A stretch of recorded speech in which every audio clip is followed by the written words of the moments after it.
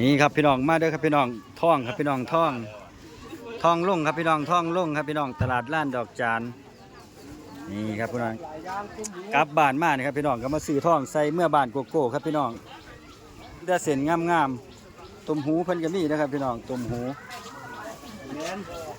เจาะหูฟรีครับพี่น้องเฮียเล็กจัดให้ว่าซั่นพาเก่าเหรียญเก่าก็มีครับพี่น้องโอ้มาเบิ่งเอาเด้อครับพี่น้องนี่ร้านดอกจานสุกาปีนี้รถพิเศษ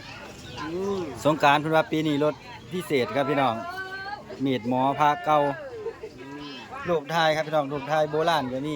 เหรียญเก่าแบ่งเก่าเลยมึงนั่นแบ่งเก่าเพิ่นก็รับซื้อครับพี่น้องแบ่งเก่าซื้อน้ำขายน้500เพิ่นก็ซื้อ400ก็ซื้อบ่แม่นนะครับเด้อเว้าเล่นครับพี่น้องมาขายเพิ่นได้ครับพี่น้องใครมีของเก่ารับซื้อนี่ทองเก่าเพิ่นก็ซื้อนะครับพี่น้องทองเก่าทองเก่า19เพิ่นก็ซื้อครับพี่น้องรับซื้อทุกอย่างครับพี่น้อง